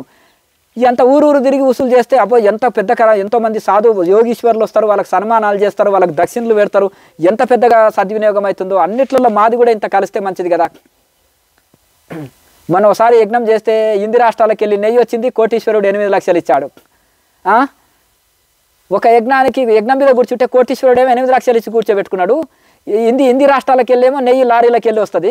ఇక్కడ కూలీ చేసుకునేటోళ్ళకు పల్లెటూళ్ళకి వెళ్ళి వచ్చేసి వాళ్ళ గ్రూపులు పంపించి నెయ్యికి మీ మహాలోక కళ్యాణార్థం యజ్ఞం చేస్తున్నాం, ఎంత సద్వినియోగం వస్తుంది అంటే ఈ కూలి చేసేటోళ్ళంతా పాపం అమాయకులు 5016 2016 ఇవ్వడం అంటే మేము ఇచ్చింది ఎంతో సద్వినియోగం అవుతుంది కదా అని. వీడు ఆ గేటు కూడా దాటలేడు, తీరా చూస్తే ఆశ్రమ గేటు కూడా దాటలేడు 300 టికెట్ పెట్టి. లేదంటే అక్కడ గుళ్ళని కూడా ఎంట్రీ కాలేడు బీదవాడు. మరి బీదవాడితో ఎందుకు దోచిండ్రా? వాడు ఏ సేవ అందుకోలేడు, గేటు కూడా దాటలేడు. కనుక ఇట్లా ఇది గ్రహించలేకపోతున్నారు జనాలు. ఇవి కనుక ఈ యొక్క సంపన్నుల చేతిలో వీళ్ళు కీలుబొమ్మలై కొందరున్నారు. ఇక గృహస్థుడు భార్యతో కొట్లాడొచ్చి సాధువుగా మారి మళ్ళీ ఫ్యామిలీని అంతా చేరదీసి పక్కనే వాళ్ళకు కూడా వేషం వేయించి ఇట్లా డమ్మీ సంస్థలు పెట్టేటోళ్ళు చాలామంది ఉన్నారు. అట్లాగే పేకు కంపెనీలు పెట్టి సూచిస్తారు కదా లాభాలని, బ్లాక్ మనీ అంతా తీసుకుపోయి అనలేస్తారు కదా. అట్లా ఇది కూడా ఇట్లా తయారైపోయినరు. ఈ సాధు పరిషత్తులు ఇవి ఇట్లా తయారైపోయినాయి. అందులో ఒక్కరన్నా ఒక 20 సంవత్సరాల కింద సాధువు అయిన వాళ్ళు, ఒక పరంపరలు అయిన వాళ్ళు ఎవడూ ఉండడు. కనీసం ఒక గురు పరంపరలో ఉన్న వాళ్ళు ఉన్నారాయా సాధు పరిషత్తులో? మరి ఎవరు ఇచ్చారు వీళ్ళకి సాధు పరిషత్తు? ఎవరు పెట్టారు? తెలంగాణ సాధు పరిషత్తు, దానికి అధ్యక్షుడు ఎవరు? ఏ గురువు తన సన్యాసం తీసుకున్నారు? లేకపోతే ఎవరు సన్యాసం ఇచ్చారు? నువ్వు పరంపరలు వెళ్ళేవు, ఒక పరంపర వాడివి కావు, ఒక పద్ధతి లేదు, పాడు లేదు. ఇక్కడ ప్రాంతంలో ఉండే అందరు ఏమనుకుంటారు? సాధువులంతా అయ్యో ఇక్కడ ఉండే మహా యోగీశ్వరులు సాధువులందరూ ఈ పరిషత్తులో ఉన్నారేమో, సాధు పరిషత్తులో వీళ్ళందరూ కూడా అందరూ ఋషులే కదా, పతం ఇత్తం పట్టు 1 కోటి రూపాయలు డొనేషన్ అని ఓ కోటీశ్వరుడు అనుకోవచ్చు. వీళ్ళు వేదాంత మహాసభలు పెడుతున్నారు కదా, అయ్యో బ్రహ్మజ్ఞానాన్ని అందిస్తున్నారు ప్రజలకు అనుకుంటారు. ఆడ సభలో చూస్తే ఒక 100 మంది కూడా ఉండరు. అర్థమైంది కదా? వీడు 4 కోట్లు పెట్టి ఒక సభ నడిపితే ఆడ 100 మంది కూడా ఉండరు ఆ సభలో. చెప్పేది ఆ ఉపన్యాసాలు తెలియదా? ఈ బోగులని తెలుస్తుంది. అది ఎవడు ఇంకా వారానికి చచ్చిపోతానే ముసలోళ్ళు వచ్చి కూర్చుంటారు. అది కూడా ఇంకొక వారానికి చచ్చిపోతానే ముసలోళ్ళు కూర్చుంటారు. ఆ కూర్చున్న దాంట్లో కూడా విన్నది సగం, నిద్రపోయిన వాళ్ళు సగం, విన్నోళ్ళు సగం. ఆ విన్నోది కూడా ముసలితనంలో ఏం ఆచరిస్తాడు? ఇంకా వారానికి చచ్చిపోయేవాడు వేదాంతం విని లాభం ఏముంటుంది? కనుక ఇట్లా ఉంటుంది పరిస్థితి. కనుక తస్మాత్ జాగ్రత్త ఈ దొంగలతోటి. మరి ఎందుకంటే అసలు ఏంటిది ఒక సంస్థకి ఇచ్చేటప్పుడు ఇది రైట్దా ఫేక్ రిజిస్టరా? ఇది ఇప్పుడు రిజిస్టర్ ఆఫీస్ ఏమండి పోతుంది, రిజిస్టర్ నువ్వు ఎట్లా అంటే అట్లా రిజిస్టర్ చేసుకోవచ్చు. రిజిస్టర్ ఫీజు చెల్లిస్తే ఈ వీళ్ళు ఏమనుకుంటారు? ఆ రిజిస్టర్కి ఏం అవసరం లేదు, ఇది ఫేక్ రియలా వాళ్ళకి అవసరం లేదు. వాళ్ళకేం తెలుసు? వాళ్ళకి దీని మీద పరిజ్ఞానం లేదు, రిజిస్టర్ చేసేస్తారు. అక్కడ గుడికాడ అడుక్కునే వాళ్ళని 4 మెంబర్షిప్ ఇచ్చేస్తే అయిపోయా. వీడు గురు పరంపర ఉన్నాడా, వీడు ఎవడు సాధువా అనేటి వారం కింద సాధువు అయినవన్నీ కూడా అందులో చేర్చేస్తారు. ఇందులో ఎవరు ఉన్నారు, ఇది రియలా ఫేకా, దీని మీద మోసం జరుగుతుందా రియల్ జరుగుతుందా అనేది ఎవరు చర్చించే ఓపిక ధనవంతుడికి లేదు, విద్యావంతుడికి లేదు. ఇది సత్యమా అసత్యమా అని ఆలోచించే తెలివి ఏం లేదు. ఒక వస్తువు కొంటే బ్రాండ్ కాదా అని ఆలోచన చేస్తాము. ఒక పెళ్లి చేసుకునేటాన సంబంధం 7 తరాలు చూస్తాం. కానీ ఒక గురువుని చేసుకునేటప్పుడు, ఒక సంస్థకు పండించేటప్పుడు ఏది ఆలోచించాం. కనుక ఈ విధంగా ఇవన్నీ ఆధ్యాత్మికలో జరిగే మోసాలు ఎలా జరుగుతలేవు, ఏమీ తెలుస్తలేదు. సామాన్యులకా ఏమీ తెలియదు, సంపన్నులకు ఆలోచించే టైం లేదు, విద్యావంతులకా దీంట్లో 0 నాలెడ్జ్ ఉంది. ఆధ్యాత్మికం అంటే ఏది రియల్ ఏది ఫేక్ అనేది తెలియదు. మరి వీళ్ళు రియల్ యోగులదా ఇది సంస్థ? లేకపోతే నిజంగా వీళ్ళు సభలకు ఇంత ఖర్చు పెడుతున్నారా? ఇది ఏంటిది అనేది తెలుస్తుంది. కనుక తెలివైన వాళ్ళు ఆలోచించి మేధస్సు పెంచుకోండి. నెక్స్ట్ స్వామీజీ, కులం మతం పరివారం సెంటిమెంటు కలవారు గొప్పవారిగా చలమని అవుతున్నారు. నోరు తెరిస్తే అంతా సమానమే, అంతా ఒకటే అంటారు. దేనికి? అవును, మరి సన్యాసం నుంచి కూడా కొంతమంది మీదే వర్ణస్తులు అంటారు. ఆశ్రమానికి పోతే కూడా మీదే కులం అని అడిగేటోళ్ళు కూడా ఉన్నారు. ఇక మరి కొన్ని అంటారు. మళ్ళీ లేకపోతే మీరు ఏ వర్ణస్తులు అండి అని గృహస్థుడి ఇంటికి పోయి కూడా అంటారు. వాళ్ళకంటే వీళ్ళు ఇంకా దీనంగా తయారైనరు. టోటల్గా ఎందుకు ఈడ లోపం అయిందంటే ఈయన గృహస్థుడు, ఈ సాధువు గృహస్థుడు అయి ఉంటాడు. అర్థమైంది కదా? అందుకనే ఈ గజ్జి ఏది వదలదు అతనికి. కనుక ఆ విధంగా ఈ ఫ్యామిలీ సెంటిమెంట్ వదలరు, ఫ్యామిలీకి దోషి పెట్టడం వదిలిపెట్టరు, కులమతం పిచ్చి వదలదు, ప్రాంత భేదం వదలదు. ఎందుకు ఈ భేదం వస్తుందంటే అజ్ఞానం చేత శాస్త్రాలు చక్కగా చదవనందువలన గురుసేవ చక్కగా చేయలే, ఆశ్రమ సేవ చక్కగా చేయలే, త్యాగం లేదు, తపస్సు లేదు, అరిషడ్ వర్గాలు కాలిపోక ఇంకా చాలా వీళ్ళని అనుసరించినోడికి దుఃఖమే, వీడికి దుఃఖమే. చిన్న పాముని పెద్ద చిన్న కప్పని పెద్ద పాము టక్కున మింగి కూర్చుంటుంది అంటారు రామకృష్ణ పరమహంస. అలాగే పెద్ద కప్పని చిన్న పాము మింగితే దీనికి అవస్థ దానికి అవస్థ. చిన్న కప్పని పెద్ద పాము మింగితే టక్కున మింగి కూర్చుంటుంది. ఒక ఋషి దగ్గరికి వెళ్ళినప్పుడు వీడి అహంకారం నశించి శిష్యుడికి ఎంతో మేలు జరుగుతుంటుంది. ఈ అజ్ఞానుల చేతుల్లో వెళ్ళిన తర్వాత ఈ శిష్యుడికి అహంకారం చదవదు, గురువుకు అహంకారం చదవదు. ఇక ఇద్దరు చెడిపోతారు. చెవుల మంత్రం చెప్పి వాడు చెడిపోయా, చేతుల రూపాయి పెట్టి వీడు చెడిపోయా. కనుక డొనేషన్ ఇచ్చి వీడు చెడిపోయా, డొనేషన్ పుచ్చుకొని భోగి అయి వాడు చెడిపోయా. కనుక ఈ విధంగా రెండింటికి ఈ విధంగా మరి సామాన్యులకు తెలుస్తలేదు. కనుక మీరు కొంచెము ఆలోచన చేసి మేధస్సుని వినియోగించి ఇట్లా వీళ్ళు ఏది వదలదు. ఎందుకంటే అజ్ఞానం ఉంది కాబట్టి ఈ కులము మతము ప్రాంతము ఇవన్నీ ఏది నువ్వు వేరు నేను వేరు అని ఈ భేదం వదలదు. తపస్సు చేసినప్పుడే అరిషడ్ వర్గాలు కాలిపోయి బ్రహ్మజ్ఞానం వచ్చి సమదృష్టి కలుగుతుంది. సమదృష్టి కలిగిన వాళ్ళే బ్రహ్మజ్ఞానులు, భేద దృష్టి కలిగిన వాళ్ళే అజ్ఞానులు. నెక్స్ట్ స్వామీజీ, గురుకులాలు నడుపుతామని చాలామంది గృహస్థులు 100 ఎకరాలు రాయించుకొని ప్రచారం చేసినట్టు నటించి ల్యాండ్స్ డబ్బు ఎంతో వసూలు చేసి ఏదీ చేయరు. వీరిని అడిగేవారు లేరు. పెద్ద సిటీలలో ఉన్నారు. ఏం చేయాలి? అయితే నేను భారతదేశం అంతా తిరిగిన కనుక మలయాళ స్వామి ఒకటి అంటారు. ఎందుకంటే నేను చిన్నప్పుడు కొంత మహనీయుల మంది గ్రంథాలని శోధించినప్పుడు పుస్తకాలు చదివితే కొంత జ్ఞానం వస్తుంది, గురువు దగ్గర కొంత జ్ఞానం వస్తుంది, ప్రపంచం అంతా తిరిగితే కొంత జ్ఞానం వస్తుంది. దేశ పరిస్థితులు, ఈ కాలజ్ఞానం, గొప్ప గొప్ప ఋషుల గురించి అక్కడ ఇద్దరు తెలుస్తారు. గొప్ప ఋషులు తెలుస్తారు, గొప్ప భోగుల గురువు కనిపిస్తారు. గొప్ప ఋషుల సంస్థలు కనిపిస్తాయి, గొప్ప దొంగల సంస్థలు కూడా కనిపిస్తాయి. ఈ అన్నిటికీ తేడా తెలుసుకొని మంచి సంస్థకి వెళ్ళి మంచి వాళ్ళతో సాంగత్యం చేయాలి, వీళ్ళతోటి అజ్ఞానులతోటి సాంగత్యం చేయకూడదు. ఈ రెండు తేడా తెలుస్తాయి సమాజంలో తిరిగినప్పుడు. ఇట్లా కొంత తెలివి పెరుగుతుంది. తపస్సు చేస్తే పరిపూర్ణ బ్రహ్మజ్ఞానం కలుగుతుంది. విద్య 4 రకాలుగా తెలుసుకోవచ్చు. ఒకటి శాస్త్రం చదివి, ఒకటి గురువు దగ్గర, ఒకటి దేశమంతా తిరిగితే, ఒకటి తపస్సు చేస్తే అంత సర్వం తెలుస్తుంది. ఇక కనుక ఇవన్నీ కూడా ఈడ గురుకులాలు, ఆడ గురుకులాలు, వేద పాఠశాలలు కడతామని కొన్ని ఎన్నో చోట్లల్లో ఈ మోసం పూరితంగా ల్యాండ్స్ రాయించుకొని, అప్పుడు ఒక 20-30 సంవత్సరాల కింద ల్యాండ్స్ విలువ తక్కువ ఉండే, విపరీతంగా డొనేషన్లు ఇస్తుండ్రు ల్యాండ్లని. ఎక్కడ పోయినా కానీ ల్యాండ్ కాదనకపోతుండ్రు, నీకు 50 ఎకరాలైనా ఇస్తాయా, ఇక్కడ గురుకులం కట్టండి అని ఇచ్చేవాళ్ళు ఉండ్రి. అప్పుడు కొద్దిగా విద్యావంతుడు, బాగా చదువుకున్నవాడు, గృహస్థులు కూడా అడ్డగోలిగా రాయించుకున్నారు ఈ ట్రస్ట్ ఆ ట్రస్ట్ అని పెట్టి ల్యాండ్స్ని. అలాగే ఇంకా స్వామీజీలక ఇంకా కొదవనే లేదు, ఇంకా కాషాయం చూస్తేనే బోర్ల పడిపోయి ఇచ్చేటోళ్ళు ఉన్నారు ఆ కాలంలో. కనుక అన్ని రకాల వాళ్ళు, మామూలు గృహస్థులు కూడా ఇక్కడ అక్కడ కడతామని చాలా చోట్ల రాయించుకున్న వాళ్ళు ఉన్నారు పట్టణాలలో. ఇప్పుడు అవి కొన్ని వేల కోట్లల్లో దాని విలువ పెరిగినాయి, ల్యాండ్స్ విలువ. వాళ్ళ పిల్లల పేరు మీద చేసుకున్న వాళ్ళు కొంతమంది ఉన్నారు. ఇప్పుడు పిల్లల పేరు మీద ట్రాన్స్ఫర్ చేయడానికి ఇప్పుడు రెడీగా ఉన్నారు వాళ్ళు. 40 ఏళ్ళు 50 ఏళ్ళు అవి తీసుకున్నారు. ఇంకెన్నడు కడతావు గురుకులం? ఆ ల్యాండ్ ఇచ్చిన వాడు ఈ లోపల ఎప్పుడో చనిపోయాడు. ఆ ల్యాండ్ ఇచ్చిన వాడి పిల్లలేమో అంటే బికారి అయిపోయినరు, ఏ ఆస్తులు లేకుండా బీద వాళ్ళు అయిపోయినరు. ఇప్పుడు అటువంటి పరిస్థితి కూడా ఉంది, చాలా ఘోరము. ఈ ఆధ్యాత్మికములో జరిగే మోసాలు ఎక్కడ జరుగుతలేవు. అయితే ఎవరైతే గురుకులాల అన్ని తీసుకొని ఆశ్రమాలు కడతామని, లేకపోతే ఇది కడతాం అది కడతామని ఏమి కట్టకుండా పిల్లల పేరు మీద ట్రాన్స్ఫర్ చేయడానికి చూసిండ్రు అనుకో, అప్పుడు ఏం చేయాలి? ప్రభుత్వం అది లాగేసుకొని బీదలకు ప్లాటింగ్ చేసి ఇవ్వాలి. కంపెనీల లేకపోతే గవర్నమెంట్కి సంబంధించిన సంస్థలు ఏమన్నా ఉంటే నిర్మించుకొని సద్వినియోగం చేసుకోవాలి, అది బెస్ట్. కనుక ఇటువంటిది ఈ విధంగా మనము ఒక ఆధ్యాత్మికంలో వచ్చినప్పుడు ఎంత పవిత్రత ఉండాలి హృదయం. ఎవరు ప్రజా ఇచ్చిన ధనము చాలా అగ్ని లాంటిది, అది కాల్చేస్తుంది అగ్ని. తన సొంత ధనం కంటే ప్రజలు ఇచ్చిన ధనాన్ని చాలా ఒళ్ళు దగ్గర పెట్టుకొని జాగ్రత్తగా ఖర్చు పెట్టాలంటారు మలయాళ స్వామి చెప్తారు. ఇంకా గొప్ప గొప్ప ఋషులు చెప్తారు, అగ్ని లాంటిది దాత ఇచ్చిన ధనం, కాల్చేస్తుంది అది. కనుక కర్మ జన్మలెంబడి కర్మ తగులుతుంది. కనుక ఇచ్చింది పుచ్చుకున్నామంటే అగ్ని లాంటిది, దాన్ని సద్వినియోగం చేయాలి. కనుక ఇటువంటివి చాలా ఉన్నాయి. ల్యాండ్స్ ఏంది, ధనం ఏంది, అడ్డగోలిగా దాన్ని రాయించుకొని సద్వినియోగం చేయనివి ఎన్నో ఉన్నాయి, ఇంకా ఉన్నాయి. గతంలో కాకుండా ఇప్పుడు కూడా మళ్ళీ కొత్తగా పుట్టుకొస్తున్నారు. మనుముఖి అంటే గురువు లేనివాడు, ఎవరంతటా వాడు గురూజీ, మాస్టరు, స్వామీజీ అని తయారైపోయి, స్వయం ప్రకటిత గురువులు సొంతంగా బట్టలు వేసుకొని కూడా తయారైపోయి ఇది అయిపోయి గబ్బు పట్టిస్తున్నారు.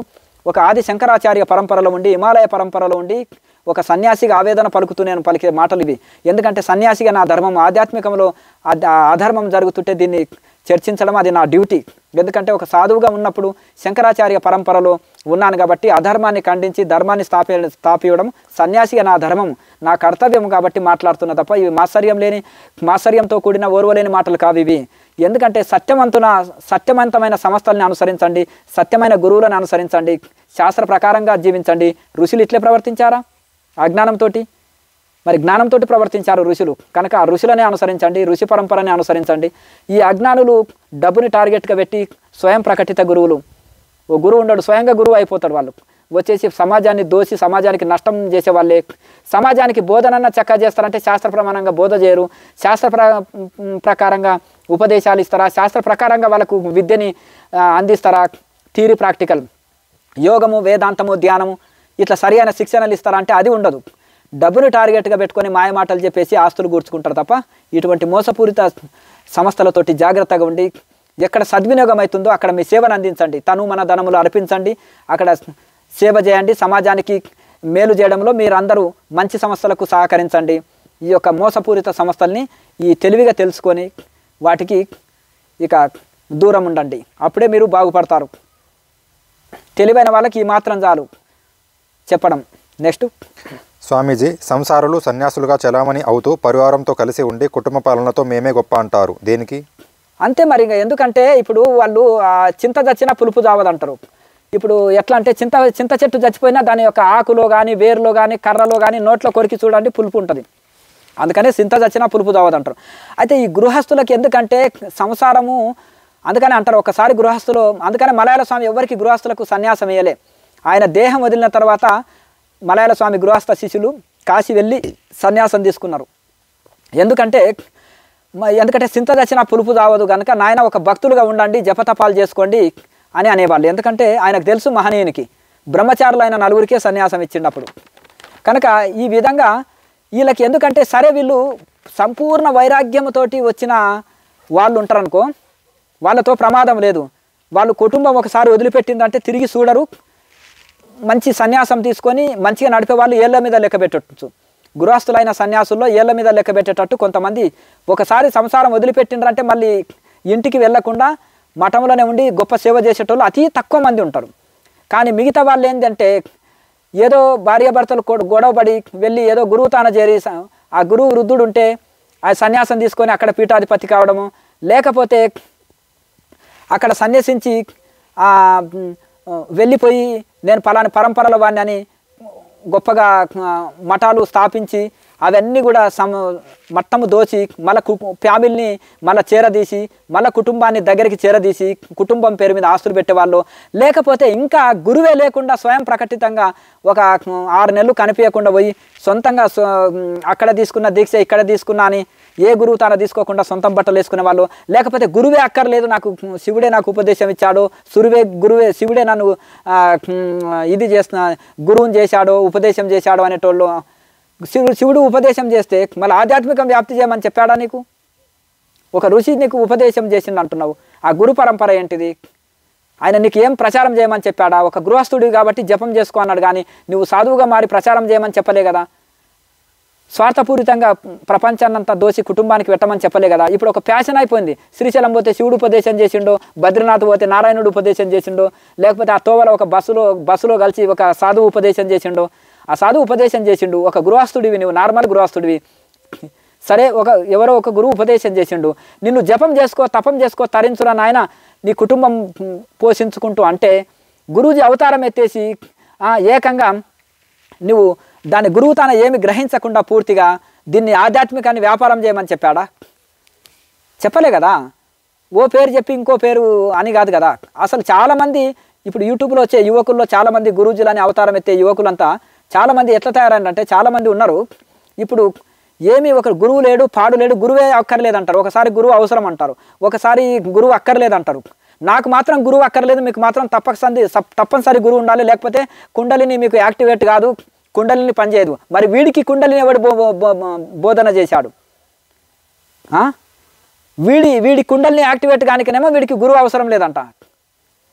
ఇతరుల కుండలిని యాక్టివేట్ కోసమే గురువు ఉపదేశం తప్పకుండా కావాలంట. ఇది ఎక్కడి న్యాయం?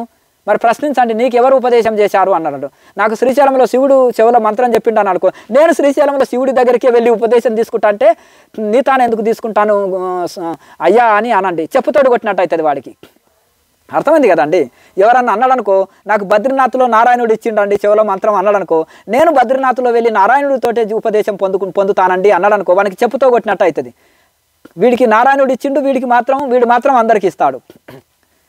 అలాగే వీడు అందరికీ నాకు మాత్రం గురువు అక్కర్లేదు, మీకు అందరికీ మాత్రం గురువు ఉండాలి. ఎందుకంటే వీడు గురూజీ అయినప్పుడు చెవుల మంత్రం చెప్పినందుకు ఇన్ని డబ్బులు వస్తాయి. గురువు అక్కర్లేదు అన్నాడు అనుకో, మరి డబ్బులు రావు కదా. అందుకనే నాకు గురువు అక్కర్లేదు, మీకు మాత్రం తప్పకుండా గురువు ఉండాలి. కొన్ని పరంపరల్లో ఉండేది అనమాట. ఆడోళ్ళు మాత్రం పెళ్లి చేసుకోవాలి, మగోళ్ళు తప్పకుండా పెళ్లి చేసుకోవాలి, ఆడోళ్ళకి మాత్రం పెళ్లిళ్ళు వద్దు. ఎందుకంటే వీడు పూజారి ఉంటే వాళ్ళంతా కీపులుగా ఉంటారు. కొన్ని సంస్థలు కూడా ఉన్నాయి కదా కొన్ని మతాల్లో, ఇతర మతాల్లో, వాళ్ళ దాంట్లో ఆడోళ్ళు మాత్రం పెళ్లి చేసుకోవద్దు, మగవాళ్ళు పెళ్లి చేసుకోవద్దు, పూజారిగా ఉండొచ్చు, పాస్టర్గా ఉండొచ్చు. ఆడోళ్ళు ఎందుకంటే వీళ్ళకి సేవకు. ఇది పరిస్థితి. అదే హైందవ ధర్మంలో స్త్రీ సన్యసించవచ్చు, పురుషుడు సన్యసించవచ్చు. ఈ రెండు ఉంది అనమాట. ఎందుకు జై సనాతన ధర్మం? ఎందుకంటే సనాతన ధర్మం ఎందుకు గొప్పదా అంటే సమన్యాయం ఉంటుంది, ఒకరికొక న్యాయం, ఒక న్యాయం ఉండదు. అందుకనే సనాతన ధర్మం అంటే గ్రేటు. అందుకనే ఎవరైనా సరే సనాతన ధర్మ ప్రకారము జీవిస్తేనే వాళ్ళని స్వామీజీలుగా గురువులుగా స్వీకరించండి. ఎవరు ప్రజల చేత భక్తుల చేత శ్రద్ధాలువుల చేత ఫండ్స్ కానీ డొనేషన్లు కానీ స్వీకరించారో వాళ్ళు ఆ డబ్బులని సమాజానికి చక్కగా సేవకు వినియోగిస్తేనే మళ్ళీ తిరిగి వాళ్ళకు పణసు ఇవ్వండి. స్వార్థంగా ప్రవర్తించారనుకోండి, ఒక్క రూపాయి పండు ఇవ్వకండి, అప్పుడు బుద్ధి వస్తుంది. కనుక రకరకాలుగా ఈ గృహస్థులు ఆధ్యాత్మికంలో ఎంటర్ అయ్యి వ్యాపారం చేస్తున్నారు చాలామంది. ఏమి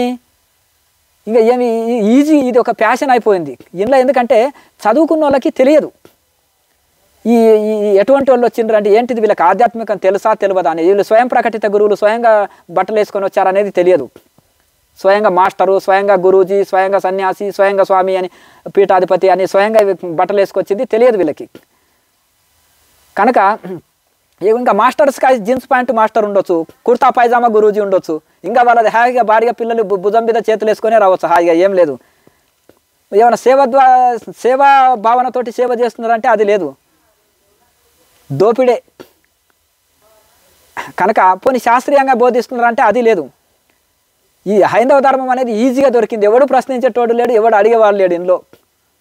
ఇప్పుడు అదే పోయి ఖురాన్లో ఏలు పెట్టారనుకో తన్ని పంపిస్తారు, బైబిల్లో ఏలు పెట్టారనుకో తన్ని పంపిస్తారు. నేను జీసస్ క్రైస్ట్ అన్నాడు అనుకో వాళ్ళు చెప్పుతోడు తన్ని పంపిస్తారు. నేను అల్లాహ్ అని అన్నాడు అనుకో, లేకపోతే నేను మహమ్మద్ ప్రవక్తని అని అన్నారనుకో చెప్పుతోడు దాన్ని పంపిస్తారు వాళ్ళు. అర్థమైందిగా. మన దాంట్లో ఎవడన్నా వచ్చేసి అవతార పురుషుడు అనవచ్చు, ఎవడైనా స్వయం ప్రకటిత గురువు కావచ్చు. వాళ్ళ దాంట్లో ఎవరన్నా జీసస్ క్రైస్ట్ నా శరీరంలోకి వచ్చిండు అని అనేటోళ్ళు ఉన్నారా? లేకపోతే మహమ్మద్ ప్రవక్త నా శరీరంలోకి వచ్చిండు నేను ఆయననే అని అంటే ఒప్పుకుంటారా? వాళ్ళ మతాల్లో ముస్లిమ్స్ ఒప్పుకుంటారా? ఇక్కడ హైందవ ధర్మం మాత్రం ఫ్రీగా దొరికింది. ప్రతి ఒక్కడు వచ్చి ఒక డ్రామా కంపెనీ సృష్టించడం, ఒక డ్రామా ఆడడము, దొంగ నాటకాలు ఆడడము, ఇది ఒక ఫ్యాషన్ అయ్యింది. కనుక తెలివైన వాళ్ళు గుర్తించండి. శాస్త్ర ప్రకారం ఋషులు ఏం చేశారు? ఋషులు ఇట్లే చేసిండ్రు అన్నట్టనా? నాకు గురువు అక్కర్లేదని చెప్పారా? రామకృష్ణ పరమహంస, రమణ మహర్షి, మలయాళ స్వామి, సప్త ఋషులు, గొప్ప గొప్ప ఉపయోగి ఆత్మకథ గురువులు ఎంతమంది ఉన్నారు? ఇంకా చెప్తూ పోతుంటే ఎందరో మహనీయులు ఉన్నారు. రాముడు, కృష్ణుడు అవతార పురుషులకే గురువులు ఉన్నారు కదా.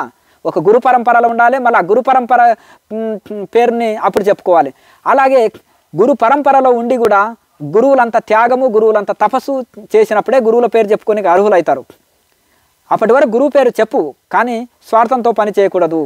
అంత పెద్ద పరంపర పేరు చెప్పినప్పుడు నిస్వార్థంగా పనిచేయాలి. కనుక ఈ విధంగా తెలివైన వాళ్ళు గుర్తించండి. కేటెండ్కి ఇప్పుడు నకిలీ బంగారానికి ఒరిజినల్ బంగారానికి తేడా తెలుసుకోండి. రాయికి రత్నానికి తేడా తెలుసుకోండి. వీళ్ళు రాళ్ళు అయితే, రత్నాలు ఋషులు. అది రాయి, ఇది రాయే, మెరుగైన రాయి అది. రత్నానికి రాయికి తేడా తెలవాలి, స్టోన్కి డైమండ్కి తేడా తెలవాలి. మీకు స్టోన్కి డైమండ్కి తేడా తెలియకపోతే ఎట్లా? నార్మల్ స్టోన్కి, కంకర స్టోన్కి, డైమండ్కి తేడా తెలవాలి. కనుక ఆ విధంగా తెలివైన వాళ్ళు మీరు గ్రహించి మరి ఈ విధంగా ఒక ఋషి పరంపరలు ఉన్నారా? శాస్త్ర ప్రకారం బోధిస్తున్నారా? శాస్త్ర ప్రకారంగా తపస్సులు చేశారా? శాస్త్ర ప్రకారంగా ఋషుల్లాగా త్యాగం ఉందా? ఋషుల్లాగా సేవ చేస్తున్నారా? అటువంటి వాళ్ళకు వెన్నుదండ ఉండి తనుమన ధనాలు త్యాగం చేసి వాళ్ళకి సేవ చేయండి. స్వార్థంతో ప్రవర్తించిన వాడికి దూరం పెట్టండి. ఇంతే. కనుక మీరు తెలివైన వాళ్ళు గ్రహిస్తారని, ఇది మాత్సర్యంతో పలికే మాటలు కాదు. ఎందుకంటే ఒక సన్యాసిగా నా ధర్మం ఇది. శంకరాచార్య పరంపరలో సన్యసించిన, హిమాలయంలో నేను సన్యసించినాను. నేను యోగ మార్గంలో హిమాలయ యోగిగా ఉన్నాను, యోగుల పరంపరలో ఉన్నాను. హిమాలయ యోగులకి నేను ఒక బిడ్డ లాంటి వాడిని. కనుక నేను నా ధర్మం ఇది. ఈ సనాతన ధర్మాన్ని బోధించడం నా ధర్మము. ఆధ్యాత్మికంలో జరిగే అవకతవకల్ని నేను బోధించడం నా యొక్క డ్యూటీ ఇది. సన్యాసిగా నా డ్యూటీ ఇది. గృహస్థుడి డ్యూటీ గృహస్థుడు చేసుకోండి. ఆధ్యాత్మికంలో గృహస్థులు ఎంటర్ అయ్యి ఎందుకు గబ్బు పట్టిస్తారు స్వార్థంగా పనిచేసి? మీ డ్యూటీలు మీరు చేసుకుంటూ గురువులు ఉపదేశించింది సాధన చేసుకోండి. సన్యాసులు ఉపదేశించింది మీరు సాధన చేసుకోండి, తరిస్తారు. కనుక ఆ విధంగా మరి అయ్యో ఇది సన్యాసిస్తే డబ్బులు బాగా వస్తాయో, గురూజీగా మారితే డబ్బులు బాగా వస్తావో అని గృహస్థులంతా ఇందులోకి ఎంటర్ అయ్యి ఎందుకు గబ్బు పట్టిస్తారు? పెద్ద పెద్ద సంస్థలు నడిపేదంతా గృహస్థుడే, గుర్తుపెట్టుకో. కాషాయం కట్టుకొని స్వార్థంగా ప్రవర్తించేటోడు ఒక గృహస్థుడే, గుర్తుపెట్టుకోండి. అంటే బయోడేటా తీయండి, తేలుతుంది మీకే. ఓ గురూజీ అవతారం ఎత్తి స్వార్థంగా పనిచేసేవాడు గృహస్థుడే అయి ఉంటాడు, గుర్తుపెట్టుకోండి. గృహస్థులని తప్పు పట్టట్లేదు, కానీ గృహస్థ ధర్మం పాటిస్తూ ధర్మంగా కష్టపడి జీవిస్తూ గురువులు చెప్పిన, సన్యాసులు బోధించిన ఆ ధర్మాన్ని ఆచరిస్తే సరిపోతుంది.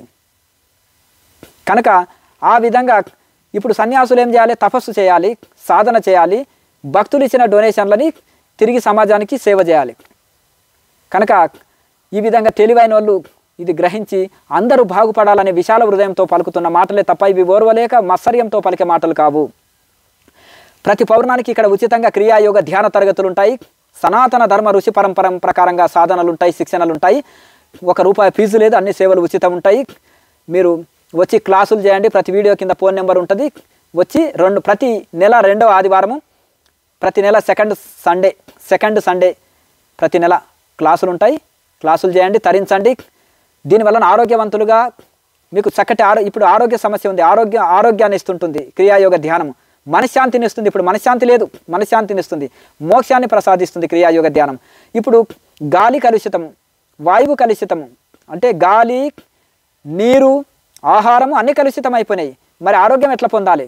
మైండ్ కూడా కలుషితం అయిపోయింది. మనుషులకి ఆలోచన విధానం, స్వార్థం పెరిగిపోయింది. ఆ స్వార్థం మనసు, అందుకనే మనసు కూడా కలుషితం అయిపోయింది.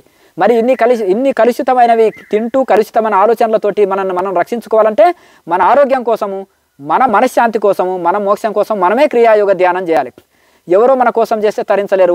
ఉద్ధరే ఆత్మనాత్మనం, మన ఆత్మను ఉద్ధరించుట కోసం మనమే చేయాలి సాధనం. కనుక ఇక్కడ శిక్షణ తీసుకోండి. మీకు ప్రత్యేక కట్టడాలు ఏది అక్కర్లేదు. పిచ్చిగా ఏదో ఈ కట్టడాల్లో ఆ కట్టడాల్లో శక్తులు వస్తాయని అజ్ఞానంలో ముంచేస్తున్నారు. ఆ భ్రమ తీసండి. మట్టి గోడల్లో శక్తి ఉండదు.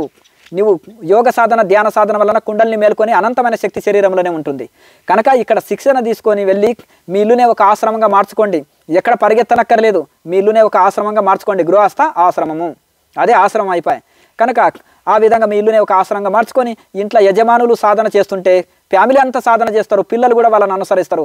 అప్పుడు అందరూ ధ్యానులుగా ఈ ధ్యాన కుటుంబం ధన్య కుటుంబంగా మారిపోతుంది. బ్రహ్మజ్ఞాన భారతు పూర్వం.